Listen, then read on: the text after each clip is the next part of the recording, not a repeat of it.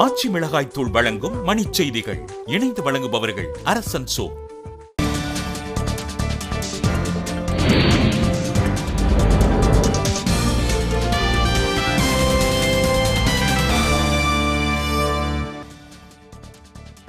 பொதுத் தேர்வு எழுதும் மாணவர்களுக்கு சிறப்பு வினாவிடை தொகுப்பு வழங்கப்படும் என பள்ளிக் கல்வித்துறை அறிவிப்பு. சனிக்கிழமை மற்றும் கூடுதல் நேர வகுப்புகள் நடத்த பள்ளி தலைமை ஆசிரியர்களுக்கு அதிகாரம் அளித்திருப்பதாக தகவல். செம்பரம்பாக்கம் நீர் திறப்பு குறித்து தமிழக அரசின் விளக்கம் கட்டுக்கதை என மருத்துவர் ராமதாஸ் சாடல்.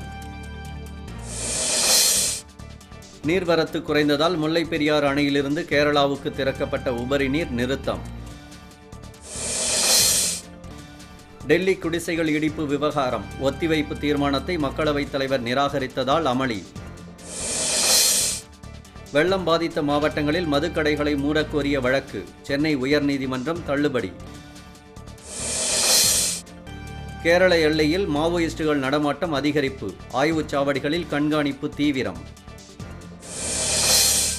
டெல்லியில் மருத்துவ மாணவி வன்கொடுமை வழக்கில் கைதான இளம் குற்றவாளி நாளை விடுதலை.